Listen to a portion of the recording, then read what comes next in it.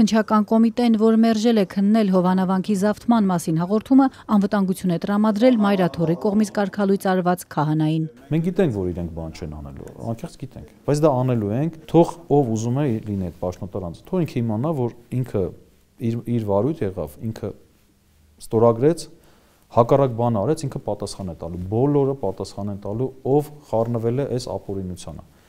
Թող մերժեն, թող անտեսեն, թող անտարբեր գտնեն իրենց գործն է։ Քննչականից չեն պարզաբանում, թե այդ ինչ քրեական վարույթի շրջանակում են պաշտպանում Ստեփան Ասատրյանին, նախկին քահանա Տեր Արամին, ումից են նրան պաշտպանում։ Այս հարցին եւս պատասխան չկա։ Այսօր քննչականի ղեկավար Արթուր Պողոսյանը միայն հաստատեց, որ քրեական վարույթ չեն հարուցել եւ մերժել են Մայրաթորի փաստաբանի դիմումը։ Այդ հաղորդումը սահմանված կարգով ընթացք է լուծվել։ Հիմա այս պահին ճիշտ ասած որքան տեղյակ եմ վարույթ չի նախաձեռնվել։ Փաստաբան Արա Զոհրաբյանը մի քանի հաղորդում էր ներկայացրել, ընդգծել էր, որ եկեղեցուն պատկանող տարածքը զավթված է, իսկ դրա պատասխանատուն բարձրաստիճան ոստիկաններն ու վարչապետն են։ Հիշեցրել էր, որ հենց իրավապահների աչքի առաջ ու թողտվությամբ են խոչընդոտել իր ու Հովանավանք գնացած օրինական քահանաների տեղաշարժը, Մայրաթորին արգելել մտնել իր իսկ տարածք պատարագ մատուցելու, անգամ սեփականության վկայականը ոստիկաններին ցույց տալուց հետո։ Մինչդեռ նույն ոստիկանների պահպանության ներքո նույն պահին եկեղեցուն պատարագ էր անցկացնում կարգալույծ քահանան, որի ձեռքից էլ վարչապետ Փաշինյանը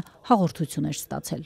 Մենք ասում ենք, որ եկեղեցու գործունեությունը խոչընդոտվել է։ Եկեղեցու գործունեությունը դրսևորվում է իրեն պատկանող նաև եկեղեցու միջոցով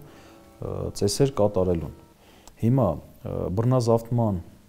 միջոցով եկեղեցին չի կարողանում իր գործունեությունը տարածել Հովանավանքում։ Այս փաստը անվիճելի փաստ է։ Ըստ փաստաբանի քննչականը շրջանցել է իր հաղորդման մեջ նշած խախտումները, չի ընդունել, որ հանցագործություն է կատարվում։ Ավելին գրել են, թե փաստաբանը եկեղեցու ներխուժումը կանխելու համար դիմել է ոստիկանություն, թող նրանք էլ զբաղվեն այդ հարցով։ Ներքին գործերի նախարարությունը սակայն շաբաթներ շարունակ լուռ է։ Զոհրաբյանը դեռևս պատասխան չի ստացել։ Ես այդ դիմումը ներկայացրել եմ, ընդ որում տարածքային բաժնին եմ ներկայացել, աշտարակի ոստիկանության եմ ներկայացել, մինչև հիմա դրա պատասխանը չունեմ։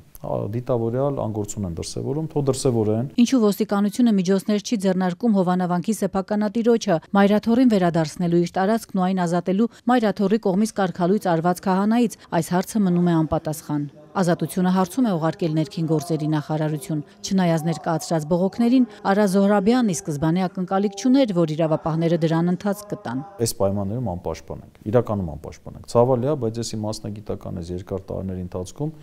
ես այս աստիճանի անարդարության զգացում չեմ ունեցել։ Ու ակնհայտ օրը ցերեկով սպիտակին սև ասել ու նման անպաշտպան վիճակում թողնելը հայ առաքելական Սուրբ եկեղեցում սա երբ դատապարտելի է։ Մինչ այս պետության կողմից պաշտպանություն ստացած կարգալույծ քահանան արդեն երկրորդ կիրակին վարչապետի ու մյուս իշխանականների մասնակցությամբ պատարագ է մատուցում ու հայտարարում Հովանավանքից ոչ միտեղ չի գնալու։ Պահյա, պահպանյա եւ օգնյա ազգս հայոց,